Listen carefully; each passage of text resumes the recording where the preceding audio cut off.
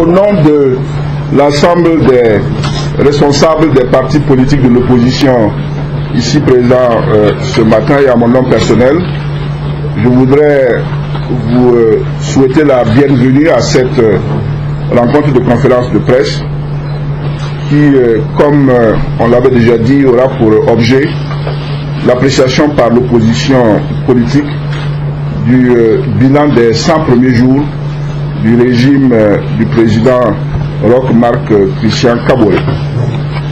À l'occasion de ces 100 jours et dans le souci vraiment pédagogique d'avoir une démarche intellectuelle qui soit très précise, l'opposition a publié un mémorandum qui vous sera bien entendu remis à la fin de cette rencontre, lequel mémorandum donc traite et expose notre vision de la manière dont le pays a été conduit au cours des 100 premiers jours donc, du mandat du nouveau dirigeant. Ce mémorandum va être la quintessence de la déclaration liminaire qui sera faite ici, et après quoi il vous sera loisible de poser des questions auxquelles nous allons répondre. Et ce mémorandum sera lu par 4 personnes. Le président Tougma Victorien, que vous connaissez tous, ici présent, Kabré Mamadou à ma gauche, Achille Tapsoba qui n'est plus à présenter et qui, je dois dire, vraiment fait des progrès dans sa reconversion de Koudan. Il a félicité, il apprend très vite. Voilà, et le président Alassane Ouedraogo donc de NAFA. Donc sur ces entrefaits, je vais demander au président Victorien Tougma donc de commencer la lecture du document. Ok, merci président, bonjour. Avant-propos, dans un Burkina post-insurrectionnel où tous les citoyens exigent que désormais plus rien ne soit comme avant, quel regard peut-on porter sur les 100 jours du nouveau régime? C'est à cette question que répond ici l'opposition politique regroupée autour du chef de file de l'opposition. On ne juge pas un mandat de 5 ans sur une action de 100 jours, mais c'est une tradition politique que d'ausculter à la loupe les faits et gestes de tout nouveau pouvoir pendant les 100 premiers jours. Parce que c'est par les déclarations qu'il fait, par les idées neuves qu'il avance, par les premières décisions qu'il prend ou ne prend pas, par les gens qu'il nomme, bref, par la manière dont il s'installe, qu'on voit s'il est bien préparé à sa nouvelle mission, s'il sait où il va et ce qu'on peut attendre de lui. De ce point de vue, le jugement de l'opposition est sans appel. Le MPP s'est très bien préparé à conquérir le pouvoir d'État, mais il ne s'est pas préparé à le gérer. Occupé à se partager les quotas d'un gouvernement qui a de fortes senteurs de patrimonialisation, les nouveaux dirigeants n'ont pas donné de cap à leur action ni réfléchi à un chronogramme des premières mesures à prendre. D'où ces lenteurs de flottement que l'opinion dénonce. Cela est surprenant parce que les 3 principaux leaders du MPP ont chacun 3 décennies de gestion du pouvoir. En attendant les critiques acerbes sur son inaction, le régime s'est mis à faire des annonces populistes tous azimuts, en ciblant les domaines sensibles à l'opinion, santé, emploi, etc., même quand il sait très bien qu'elles ne sont pas réalisables. Son souci, c'est l'effet politique. N'ayant pas d'idées neuves, il est allé puiser au réservoir de l'ancien régime dont il fut acteur, en recyclant de vieilles recettes ou en prolongeant des actions déjà programmées. Par exemple, ce qu'on nous annonce pompeusement comme étant un programme présidentiel d'urgence n'est rien d'autre que la tranche annuelle 2015-2016, c'est selon le programme adopté et commencé sous le régime de Blaise Compaoré. C'est partant de tous ces constats que l'opposition parle d'hésitation et de tâtonnement. Les Burkinabés attendaient de voir durant les 100 premiers jours au moins les prémices d'un vrai changement.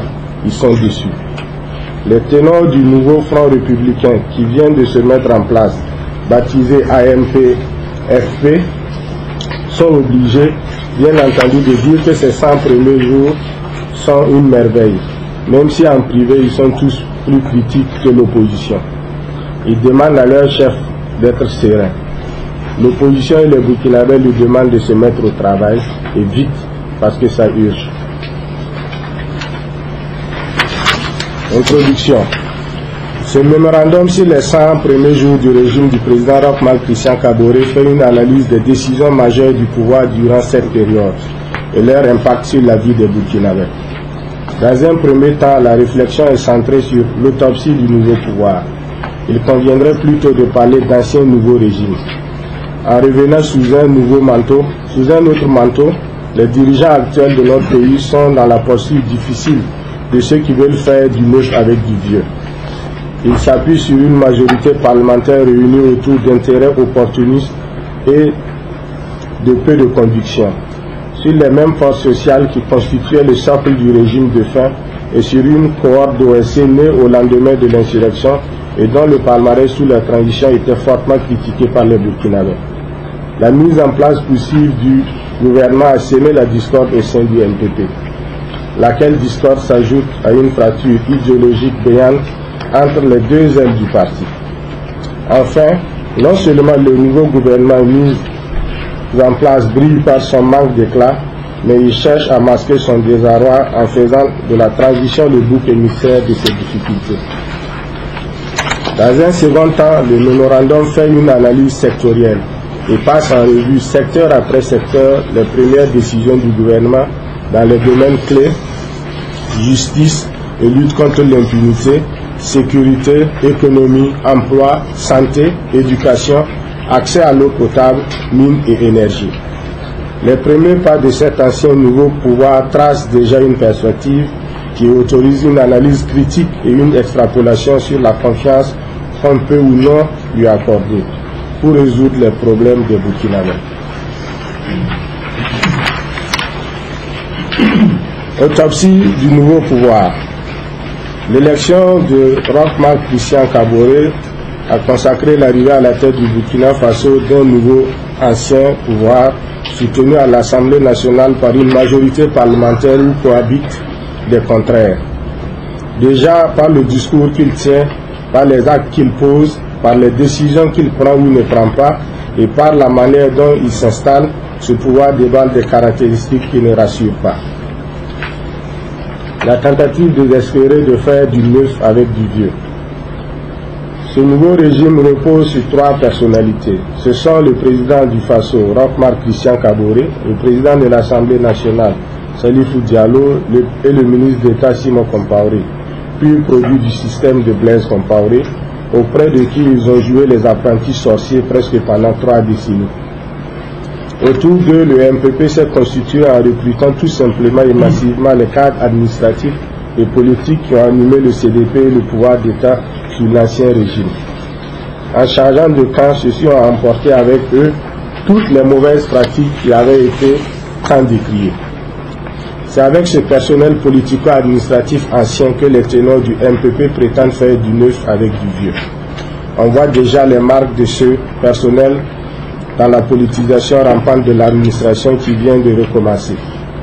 L'appartenance à un parti de la majorité, de préférence au MPP, est devenu le critère principal de nomination.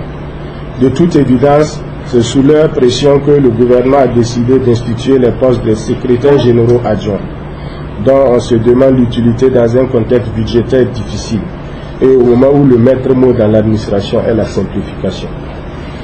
Pour composer sa base sociale, le nouveau pouvoir n'a pas cherché loin. Il a ramené à lui les mêmes forces sociales qui constituaient le socle de l'ancien régime. Les opérateurs économiques autrefois abonnés à la FEDAPC qui se sont investis dans la campagne du MPP et qui attendent les retombées de leur placement. Certains chefs coutumiers incapables d'évoluer en dehors des cercles du pouvoir dont ils sont en permanence les agents électoraux patentés. Les leaders d'opinion et autres abatteurs de bétail électoral qui ont fait fortune sous la 4e République. À cet appui classique s'ajoute celui de certaines organisations opportunistes de la société civile dont l'écrasante majorité est née après l'insurrection des 30 et 31 octobre 2014 qui s'était constituée en bouclier de la transition et qui monnaient maintenant leur appui aux nouveaux venus. Tout le problème de ce nouveau régime est là. Muni d'un tel attelage, ce nouveau ancien pouvoir ne pourra jamais apporter dans ce pays une nouvelle gouvernance. Se sachant observer à la loupe, gênés par le passé qui leur colle à la peau, décidés à montrer qu'ils sont vraiment différents du régime qu'ils ont quitté il y a si peu de temps, les nouveaux dirigeants tombent dans la fuite en avant, annoncent des mesures soit démagogiques, soit insuffisamment préparées, et prennent des décisions dont il n'est pas difficile de démontrer qu'elles ne sont rien d'autre que le recyclage de mesures que Blaise Compaoré avait lui-même essayé. Une majorité plus d'intérêt que de conviction. Pour avoir la majorité parlementaire dont il ne dispose pas à lui tout seul, le MPP s'est entouré de partis politiques de l'ancienne opposition, regroupés en son temps autour du chef de file de l'opposition. Ce sont l'UNI-PS, le PARA, le PDS-METPA, le RDS, le MDA, le FASO autrement. L'attitude de ces partis politiques repose plus sur des calculs opportunistes que sur une quelconque conviction politique. Ces partis étaient à l'opposition quand les animateurs actuels du MPP dirigeaient le pays aux côtés de Blaise Compaoré. En principe, ils étaient censés combattre la gouvernance de ceux qu'ils ont rejoints aujourd'hui. Le cas le plus emblématique est sans doute celui de l'UNI-PS, parti qui se réclame de veillance sankariste. Ce parti avait fondé son opposition radicale au régime de Blaise Compaoré sur la question de l'assassinat de Thomas Sankara. Il a été virulent avec lui. Or, il se trouve que les principaux dirigeants actuels du MPP étaient depuis cette époque à la manœuvre. Ils appartenaient à des chapelles idéologiques qui ont comploté pour renverser Thomas Sankara, et tous n'ont eu aucune gêne à enjamber son cadavre pour servir avec zèle le mouvement de rectification. Où est donc la défense du sankarisme dans une telle collusion? Parce qu'elle est d'abord et avant tout une association d'intérêts bassement matériels, cette majorité est fragile et se délitera à la moindre difficulté sérieuse. Une mise en place poussive du gouvernement. Élu le 29 novembre 2015, le président Roch-Marc Christian Kaboré a été investi un mois plus tard, soit le 29 décembre 2015. Il a donc eu un mois entier pour penser à l'équipe gouvernementale qui devait mettre en place et aux premières mesures urgentes qu'il devait prendre. Le temps mis à désigner le Premier ministre et à former le gouvernement, surtout la cacophonie qui a entouré ses choix, est quelque chose d'inédit sous la 4e République. La même lenteur s'est aussi déportée au niveau du fonctionnement des ministères. Installé en janvier, le gouvernement annonce gaillardement de la bouche même de son porte-parole qui commencerait à travailler à compter du 1er mars 2016. Que diable faisait-il jusque-là? Le MPP s'est toujours vanté d'être un parti où militent des cadres d'expérience, fins connaisseurs des dossiers et rompus aux arcanes administratives. Le candidat Roch-Marc Christian Kaboré nous avait vendu la promesse d'un gouvernement de compétences apte à relancer la machine dès le lendemain de l'élection. Or, le casting gouvernemental qui a été servi brille surtout par le peu d'éclat et l'amateurisme des nouveaux promis. Sans compter que dans la formation de ce gouvernement, on a oublié de donner leur chance aux femmes et aux jeunes, compétents et intègres, qui sont légion dans ce pays et qui ne demandent qu'à servir. Conséquence de cette léthargie gouvernementale, l'agenda législatif de l'Assemblée nationale est désespérément vide. La seule loi d'envergure que la présente session va examiner, c'est la loi de finances rectificative.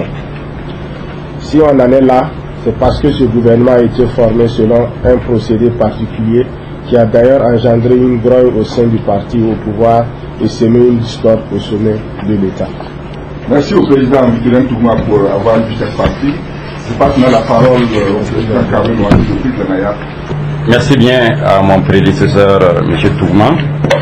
Je m'en vais terminer la partie sur l'autopsie du nouveau pouvoir en abordant le point sur la discorde et les divergences idéologiques. La formation du gouvernement a donné lieu à un partage entre les trois grands du MPP, chacun faisant la promotion des cadres qui lui sont proches sur les plans politiques, amical et familial. Cette manière de faire a frustré beaucoup de cadres au sein du MPP qui se voyaient comme le vivier naturel dans lequel on puiserait les ministres. Il s'en est suivi une grogne qui se fait encore entendre au sein du parti. Mais plus grave, cette manière de faire a surtout créé un gouvernement dont les membres échappent totalement à l'autorité du Premier ministre, chacun se sentant d'abord redevable vis-à-vis du grand qui l'a fait monter. Plus fondamentalement, on observe une fracture idéologique au sein du pouvoir doublée d'une nouvelle escroquerie idéologique. D'entrée de jeu, l'opposition affirme ici que la question du développement du Burkina Faso n'est pas qu'une question d'idéologie. Cela dit, elle se doit de prendre nos nouveaux gouvernants au mot, eux qui ne manquent pas une occasion pour célébrer leur appartenance à la gauche et à pourfendre le libéralisme. C'est leur droit de se réclamer de telle ou de telle idéologie, mais ils doivent être cohérents avec leur discours. Or, l'opposition constate une grande incohérence. Le Burkina Faso est membre du FMI et de la Banque mondiale, reconnu par tout le monde comme les auteurs des politiques néolibérales. Leurs représentants viennent de rendre visite à notre pays. Dans un premier temps, le Fonds monétaire international va accorder au Burkina Faso un prêt de 15 milliards de francs CFA en juin 2016, dans bientôt 2 mois et demi, puis un autre prêt de 5 milliards de francs CFA en décembre 2016. En clair, le gouvernement de gauche, qui pourfend à tout vent le libéralisme chaque jour que Dieu fait, va continuer à prendre de l'argent au FMI, la source intarissable du néolibéralisme, où se conçoivent les programmes d'ajustement structurel. Quelle hypocrisie! Ensuite, le projet de loi rectificative des finances adopté par le gouvernement comporte un déficit de près de 300 milliards de francs CFA. 300 milliards de francs CFA. Comment sera-t-il financé? Par des emprunts naturellement, auprès des partenaires au développement, auprès de la Banque mondiale et du FMI, et par l'émission d'emprunts obligataires sur les marchés financiers. Un emprunt vient d'ailleurs d'être lancé. Bref, par ces mesures qui sont la quintessence même du néolibéralisme. En rappelant tous ces faits, l'opposition veut seulement pointer du doigt l'escroquerie intellectuelle qui transparaît dans certains discours officiels. Là où la question devient problématique, c'est que l'on sent une nette fracture entre deux lignes idéologiques au sein du pouvoir. D'un côté, une ligne socio-libérale manifeste dans les discours et décisions du gouvernement, et de l'autre, une ligne socio-populiste incarnée par le président de l'Assemblée nationale. Les propos tenus par ce dernier lors de l'ouverture de la session parlementaire sonnaient comme un avertissement au gouvernement, comme s'il le soupçonnait de ne pas mettre en œuvre la politique à laquelle lui, il croit. On voit déjà ces frictions dans les déclarations de certaines OSC, instrumentalisées par chacune des ailes du parti. Le point 1.5 sur la transition comme bouc émissaire. Incapable de proposer des solutions rapides aux problèmes des Burkinabés, le nouveau pouvoir a choisi la technique du bouc émissaire en indexant la transition qui l'accuse de tous les maux. L'opposition politique ne défend personne, mais elle tient à faire remarquer que le MPP et tous les partis de sa majorité en dehors du NTD étaient au gouvernement de la transition et siégeaient au Conseil national de transition. Ils ont participé à la rédaction de la charte de la transition qui a gouverné le pays de novembre 2014 à décembre 2015. Ils ont approuvé les mesures aujourd'hui décriées. Ils sont donc co-responsables. Si des éléments existent incriminant les personnalités de la transition, que le gouvernement les publie et procède à leur mise en accusation, autrement, c'est souiller leur honneur par des rumeurs. Tel est le pouvoir qui s'est installé au Burkina Faso le 29 novembre 2015. Dans les paragraphes qui suivent, nous passerons en revue, secteur par secteur, les principales décisions prises par ce nouveau ancien pouvoir au cours des 100 premiers jours. L'analyse sectorielle du travail gouvernemental, la justice, la lutte contre la corruption et l'impunité. Les jugements sur les dossiers de crimes de sang et de crimes économiques étaient les thèmes de campagne du pouvoir actuel, fustigeant le clan Comporé et l'accusant d'en être le principal instigateur. Une fois installées, les nouvelles autorités, dont les membres sont cités dans certains dossiers, ne semblent plus pressés. Des dossiers emblématiques, issus de l'autorité supérieure de contrôle de l'État et de la lutte contre la corruption, ou de la Cour des comptes, mettant en cause des proches du régime actuel, ne sont pas transmis à la justice burkinabé. Le respect de la nouvelle loi de lutte contre la corruption se fait à géométrie variable. En effet, la publication des biens de certaines autorités est toujours attendue. En outre, celles qui se sont soumises à cette obligation ne l'ont pas fait avec toute la transparence qui sied. Rappelez-vous ce que le REMAC a dit à ce sujet. Le RELAC, du reste, a déjà relevé ces insuffisances. La nomination à des très hautes fonctions de certaines personnes dont les noms sont cités dans des affaires de malversation foncière et financière ne rassure pas. Des citoyens qui sont cités dans des dossiers en instance à la justice pour détournement de fonds publics sont nommés DAF au sein d'institutions de la République. L'opinion attend de voir des avancées concrètes dans les dossiers Thomas Sankara, Norbert Zongo, Dabo Boukari, les Nédier, Flavien et le juge Salifou Nédier, pour ne citer que ceux-là.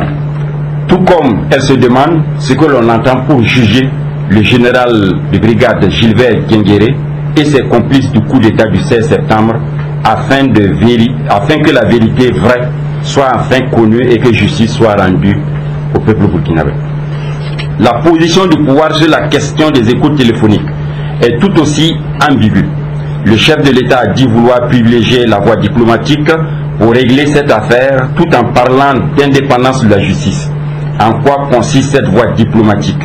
Quelles sont les personnes concernées? En matière de justice, l'incarcération des personnes présumées coupables est une mesure d'exception qui ne survient que si l'on craint que l'intéressé ne s'échappe ou ne fasse disparaître des preuves. L'opposition se pose des questions sur la logique qui gouverne les libérations provisoires auxquelles on assiste actuellement.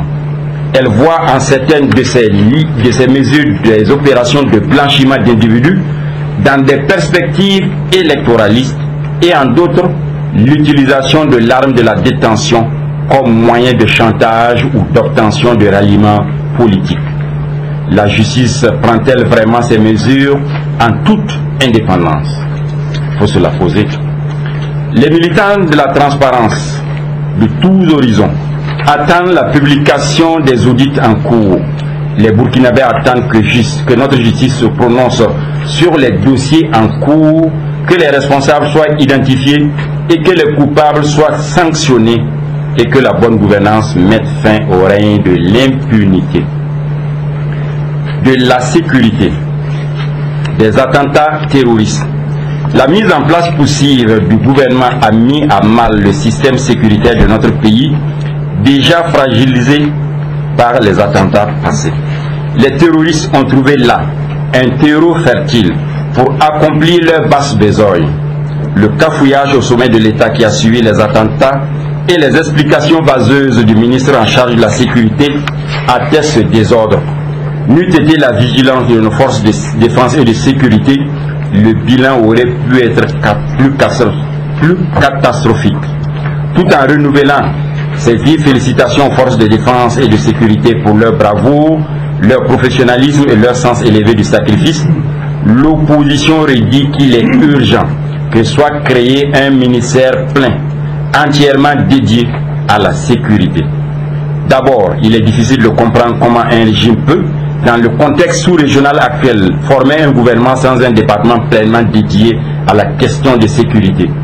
Ensuite, le sitting organisé récemment par le personnel du ministère pour protester contre le fait que leur ministre ne se donne pas le temps pour s'occuper des questions du ministère renforce la position très répandue au sein de l'opinion et même chez certains membres du gouvernement qu'il faudrait scinder le ministère en deux pour avoir un ministère de la sécurité à part entière.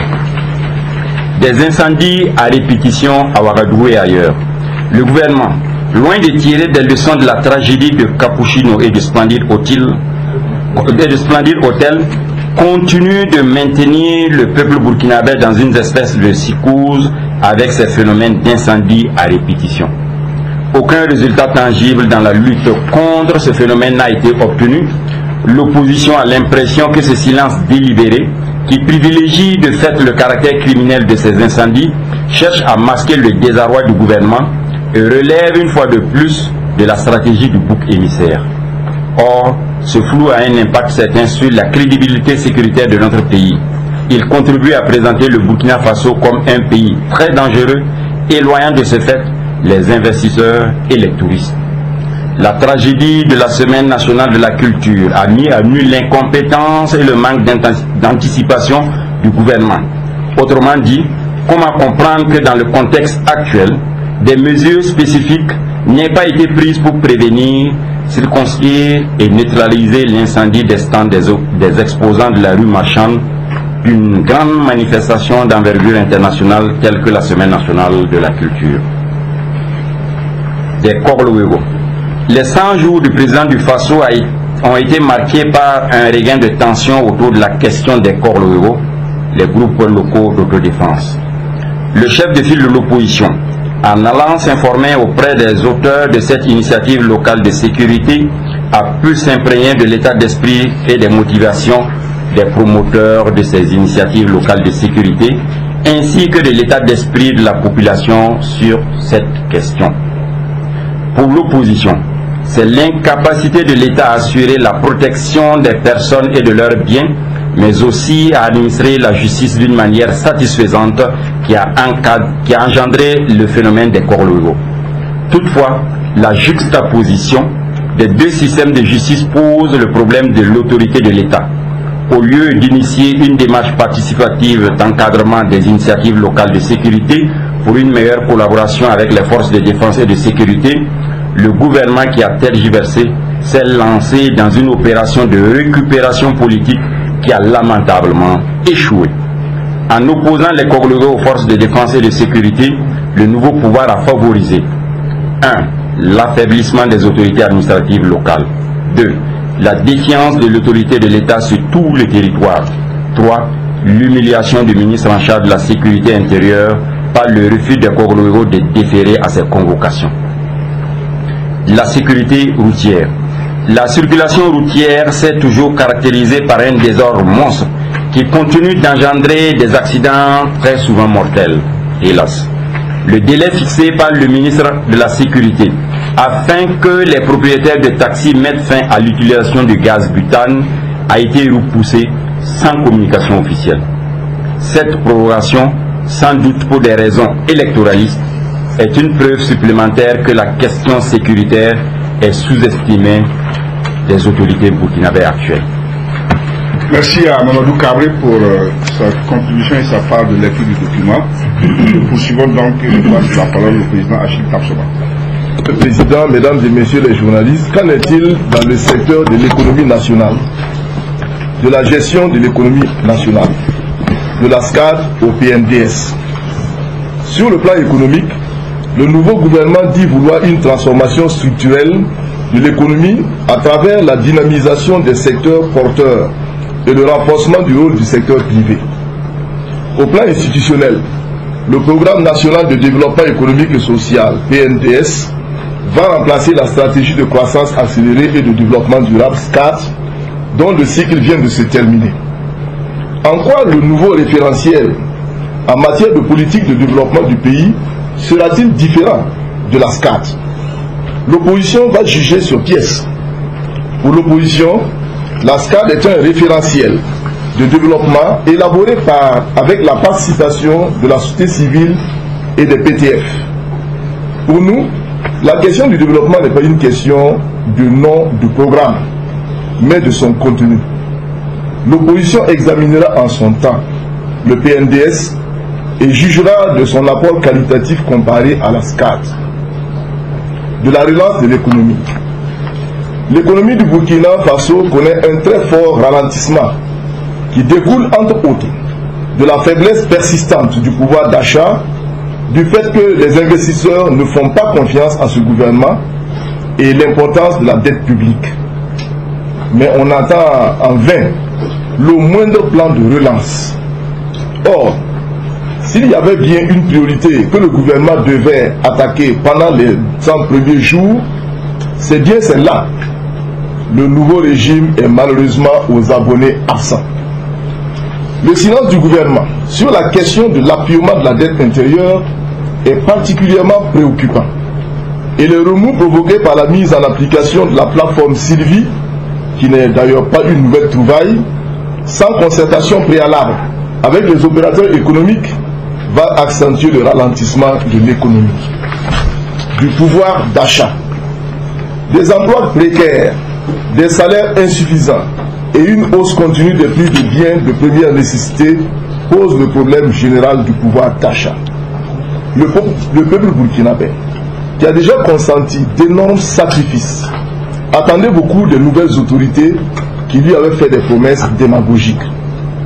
Or, quoi de neuf donc pour parer au plus urgent dans la lutte contre la vie chère après 100 jours d'exercice du pouvoir?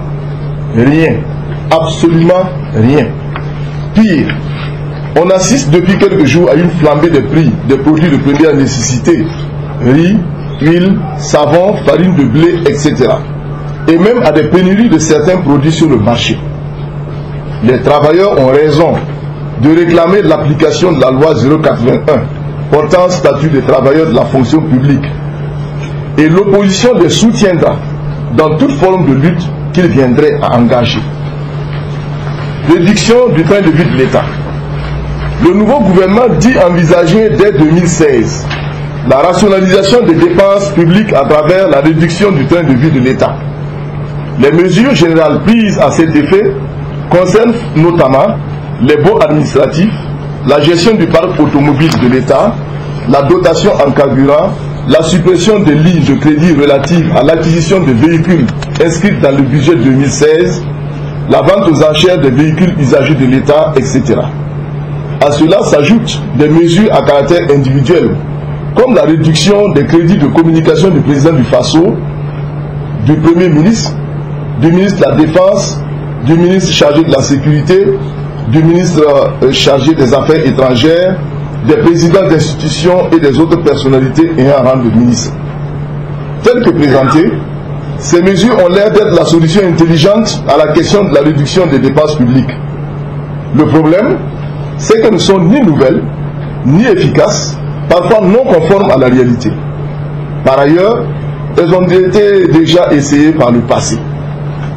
Du régime Compaoré au régime Kaboré, en passant par la transition, les mesures de réduction du train de vie de l'État sont similaires, séduisantes dans les déclarations, mais avec peu d'impact dans les faits.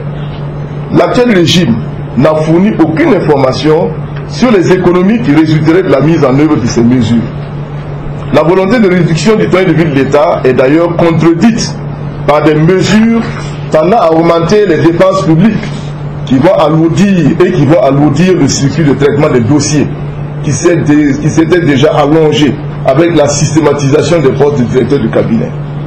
Il en est ainsi de la création de postes de secrétaires généraux adjoints des départements ministériels. Tout le monde aura compris que la création de ces nouveaux postes s'explique uniquement par le souci de caser des militants, des parents, amis et connaissances. La promotion de l'emploi. Le programme présenté par le candidat Rochmal Christian Kaboré prévoyait la création de 650 000 emplois sur 5 ans dans les secteurs publics et privés, soit en moyenne 130 000 emplois par an. Dans le secteur public, le gouvernement Thiéba annonce avoir prévu en 2016, dans le domaine de l'éducation, le recrutement de 4200 enseignants pour le poste primaire, et cette mesure n'est pas nouvelle. Le régime de Blaise Compaoré l'a expérimenté en 1993 et n'a pas permis de résoudre structurellement le problème du chômage. En plus, les nouveaux textes en vigueur de la fonction publique, la loi 081 notamment, ne prévoient plus le statut d'agent contractuel. Ou alors, doit-on s'attendre à une remise en cause de la loi 081 par les nouvelles autorités? Dans le domaine de la santé, le recrutement de 16 000 agents communautaires a été prévu. Mais des agents communautaires qui percevront mensuellement 20 000 francs CFA, une somme inférieure au SMIC. La mesure, d'ailleurs, n'est pas nouvelle, car ces structures ont existé depuis 1979, date à laquelle la haute volta d'antan avait adopté des soins de santé primaires comme une stratégie de développement de la santé. Dans le cadre de cette stratégie, 2 agents communautaires de santé sont recrutés par village. Ces 2 nouveaux agents qui seront recrutés vont-ils s'ajouter aux 2 déjà existants? Où est la nouveauté? Dans le domaine des infrastructures, il est prévu également le recrutement de 9300 jeunes au profit de 49 communes urbaines dans le cadre de la mise en œuvre du volet travaux à haute intensité de main-d'œuvre IMO. Il s'agit là encore de recyclage d'une mesure ancienne. En effet, le projet IMO avait déjà été lancé par le régime comparé comme solution au chômage des jeunes et prévoyait sur la période 2014-2018 le recrutement de 46 800 jeunes, soit en moyenne 9 360 bénéficiaires par an. C'est ce projet version Kaboré qui vient d'être lancé pour recruter 9 300 jeunes en 2016 au profit de 49 communes urbaines.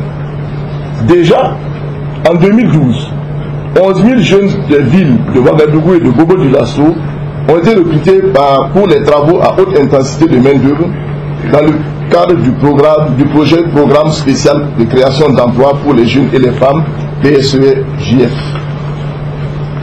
Dans la fonction publique, le recrutement au titre de l'année 2016 de 24 035 agents contre 20 494 en 2015. Ces recrutements sont présentés comme des nouvelles mesures de lutte contre le chômage. Il n'en est rien. Il s'agit seulement d'une programmation annuelle de l'État qui a cours depuis plusieurs décennies. En fait, sur la question de l'emploi, on assiste à une vulgaire opération de marketing politique qui ne résout pas fondamentalement le problème du chômage des jeunes. Bien au contraire, on assiste à une politique de précarisation de l'emploi, sans compter que le maniement élastique des critères de certains recrutements, sélection sur dossier par exemple, laisse entrevoir des récompenses à des jeunes opportunistes proches du parti au pouvoir. Dans le secteur privé, le Premier ministre a déclaré qu'il appartenait au secteur privé, qui est le moteur de la croissance économique, de créer les richesses et les emplois décents. Cependant, les Burkinabés attendent toujours les mesures qui permettront au secteur privé burkinabé de pouvoir le faire. Pire, certaines mesures prises par le gouvernement ont des effets contre-productifs en matière de création d'emplois dans le secteur privé.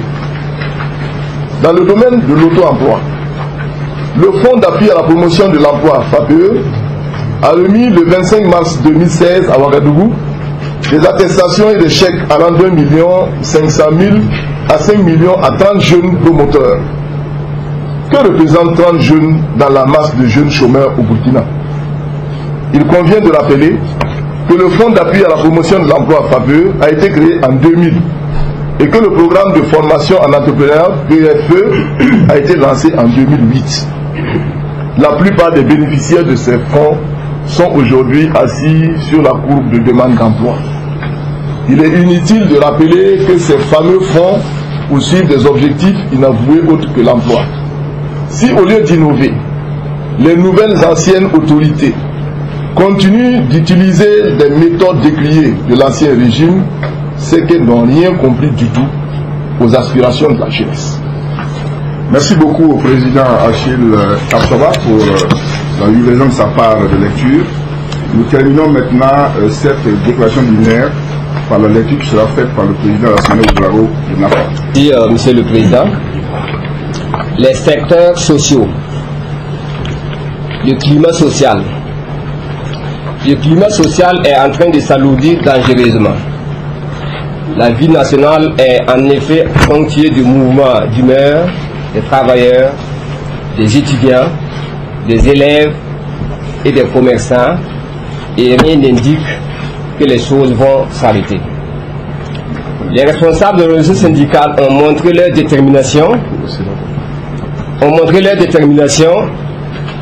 à accentuer la lutte pour la satisfaction des intérêts matériels et moraux de leurs membres.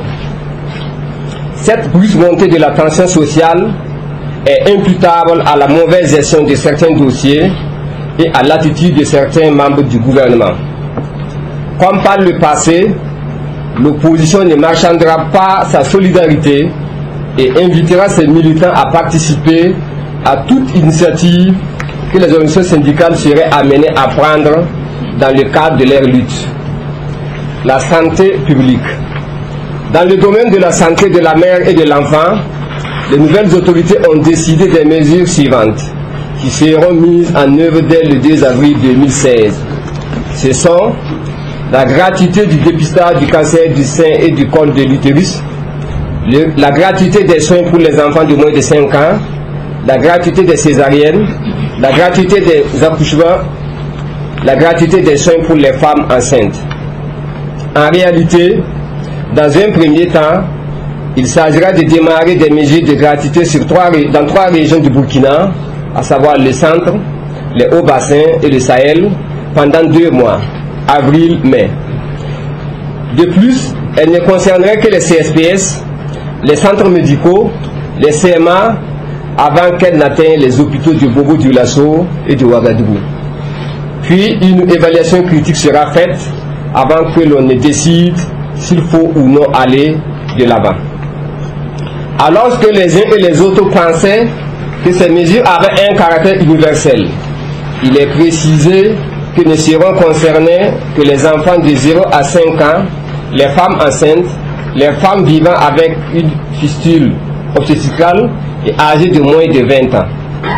Entre la couverture géographique qui se rétrécit et les bénéficiaires qui se limitent à des segments restreints de population, la mesure pompeusement annoncée est en train de devenir une coquille vide avant même d'avoir commencé sur le terrain. Cette décision de gratuité n'est pas une mesure nouvelle. En réalité, il s'agit là d'un vieux projet qui a été d'abord expérimenté dans certaines localités du pays, notamment au Tougan et à Cernera, afin d'évaluer les coûts. Puis il y a eu tout un processus de maturation et les nouvelles autorités ont eu la chance seulement de trouver le projet dans sa phase opérationnelle. Enfin, la notion de gratuité n'a pas été clairement définie. En effet, la gratuité suppose que l'on ne paie ni soins, ni médicaments, ni les examens médicaux. En fait, il ne s'agit pas ici de gratuité, car toute la chaîne des soins n'est pas couverte. Seuls les actes médicaux, césariennes et accouchements, et quelques médicaments sont pris en compte. Pour les médicaments spécialisés, de spécialité et les examens médicaux, rien n'est prévu à cet effet. L'éducation. Sur l'ensemble du territoire burkinabé, on dénombre environ 6000 classes sous Payotte, selon Médiataire. Le gouvernement a annoncé son intention d'en normaliser 1000. Cette normalisation est nécessaire, mais elle ne résoudra pas le problème des écoles sous Payotte et elle ne répondra pas à la forte demande d'ouverture de classes, de nouvelles classes. Cette décision est la mise en application de la convention signée par le président Blaise Compaoré à Washington le 7 août 2014 pour l'approvisionnement du Burkina Faso en préfabriqué au profit des écoles et des centres de santé. Il convient aussi de rappeler que les projets tels que la normalisation de 160 écoles sous Payotte, le projet de construction de l'université de Ouara 2, 6 à Bonsé, la création d'une université virtuelle avec 13 espaces numériques, la construction des amphithéâtres de 500 places, la construction des bâtiments pédagogiques, des laboratoires, des bibliothèques, des cités universitaires de 4000 lits sont des projets conçus par l'ancien régime et dont les ressources financières sont déjà mobilisées. Sinon, techniquement, ces projets ne sont pas réalisables en 2016. Eau et assainissement. Dans le domaine de l'eau et de l'assainissement, les nouvelles autorités ont décidé de la réalisation de 1153 forages, 65 adductions d'eau potable simplifiées dans 13 régions et 91 forages aux alentours de la ville de Ouagadougou. Le lancement de ce programme a eu lieu le 31 mars 2016 dans le village de Kouksin, commune de Sourou, province de Boulkende dans la région du centre-ouest. Cette initiative du président Kaboré n'est rien d'autre que la programmation pour 2016 des programmes post-2015 du PNAEPA et du plan d'action pour la gestion intégrée des ressources en eau PAGIR, qui sont en cours d'exécution depuis plusieurs années. Le ministre en charge de l'eau l'a reconnu, si vous vous rappelez, sur les antennes de la RTD. Des mines et énergie. les mines. Le gouvernement a procédé à l'annulation de plusieurs permis et d'autorisation d'exploitation. Cette opération ressemble à un règlement de compte avec certains entrepreneurs qui se sont obstinés à ne pas rejoindre rapidement le camp des vainqueurs. L'opposition exige que la désignation de nouveaux détenteurs des permis de recherche et d'autorisation d'exploitation se fasse dans la plus grande transparence. L'énergie. Malgré les promesses faites pendant la campagne électorale par les nouveaux dirigeants du Burkina, les Burkinabés continuent de vivre sous l'empire des délestages intempestifs. Le gouvernement a annoncé avoir signé un contrat de location d'un groupe électrogène à 25 milliards de francs CFA qui ont été ramenés à 8 milliards par le Premier ministre. Cette location présentée comme la solution au délestage. Ce n'est pas la première fois que cette solution est tentée au Burkina Faso. Rappelez-vous, elle a déjà été expérimentée en 2011. N'était-il pas plus pertinent d'acheter en urgence des groupes électrogènes manufacturés en conteneurs d'une puissance totale qui comblerait le déficit actuel? Ce déficit actuel est de 110 MW. Le directeur général de la Sonabel expliquait récemment que le Burkina Faso recevrait 50 à 80 MW de la Côte d'Ivoire, 50 MW du Ghana et 30 MW du Togo. Si vous faites le total, nous sommes au-delà de 110 MW. Si cela est vrai, pourquoi le gouvernement entreprend-il de louer un groupe électrogène à coût de milliards? Conclusion. L'analyse ainsi faite des 100 premiers jours du régime du président Roch-Marc Christian Kaboré permet de comprendre pourquoi l'opposition parle d'hésitation et de tâtonnement. Ce sentiment n'est pas que celui des politiques. Il est aussi largement partagé par la population. En s'insurgeant contre le pouvoir de Blaise Compaoré en octobre 2014, les Burkinabés aspiraient à voir autre chose. Ils ont le sentiment désagréable que le vrai changement qu'ils espéraient n'est pas au rendez-vous. À l'évidence, par son comportement, le nouveau ancien pouvoir n'en prend pas la voie. Certes, des mesures ont été annoncées, le plus souvent à un grand fracas de publicité, mais à l'appréciation, on s'aperçoit qu'elles n'ont rien de nouveau. Pire, elles sont la répétition d'un refrain déjà entendu. Le bilan est donc en deçà des attentes légitimes des populations, laissant ainsi les Burkinabés entre interrogation, scepticisme et inquiétude. Notre pays fait face à des défis immenses, mais il n'est pas sûr que ce nouveau ancien pouvoir en ait pris conscience.